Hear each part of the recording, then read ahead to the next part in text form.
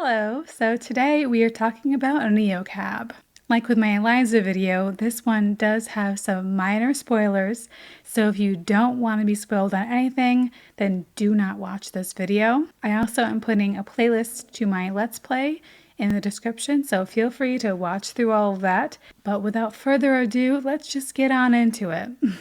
So Neocab focuses around Lena, who is a Neocab driver, who moves to Los Ojos to move in with her friend Savvy. But then once she arrives in the city, she realizes how much of a crappy friend Savvy is because she kind of just ditches her completely. So the main goal of the game is trying to find Savvy and figure out what happened to her. This whole time, obviously, Lena is very upset.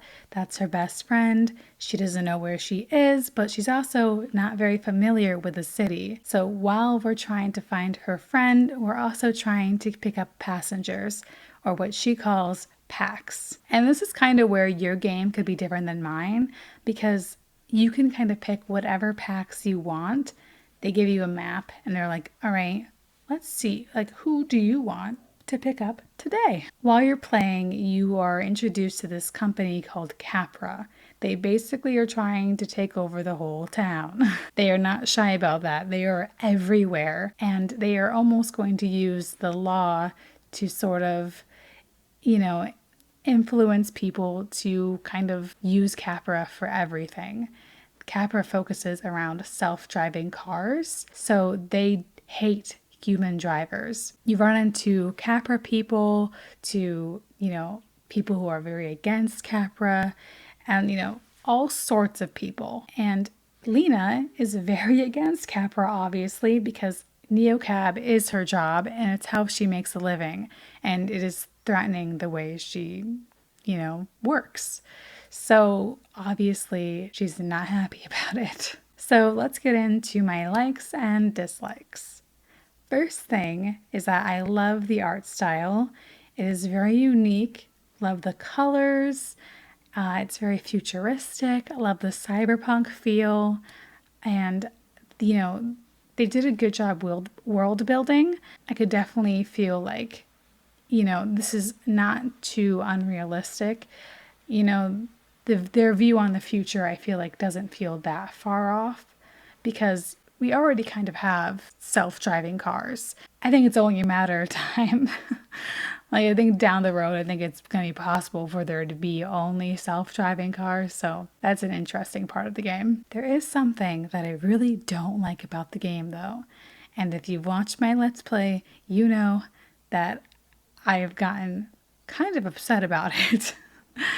I feel like I'm going to feel dumb if it's just me and my computer, but I think it's the game. So there are times where like the dialogue lags. When you click the screen to go to the next piece of dialogue, there was sometimes this like 5-second lag, and I'm like clicking over and over and over again to get to the next part.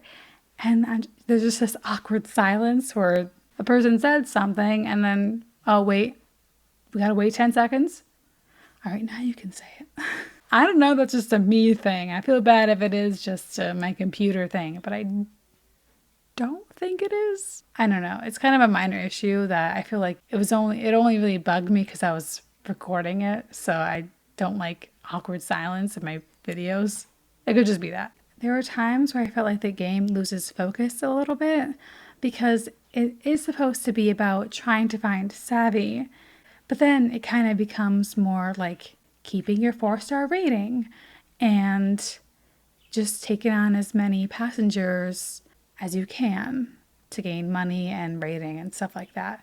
And yeah, that's important because if you lose your rating, you basically lose the game. But I feel like there was some times where I wasn't sure where this was going. Eventually, near the end, you're like, oh, okay, so this is what's been happening. I get it now. But there, like in the middle of the game, I'm like, okay, what's the deal here?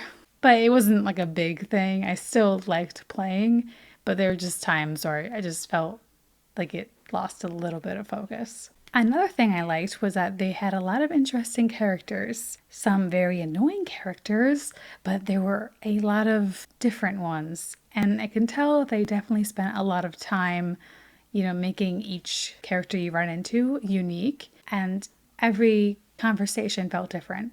But there also were some people that you basically saw multiple times, and there were even some that you become friends with.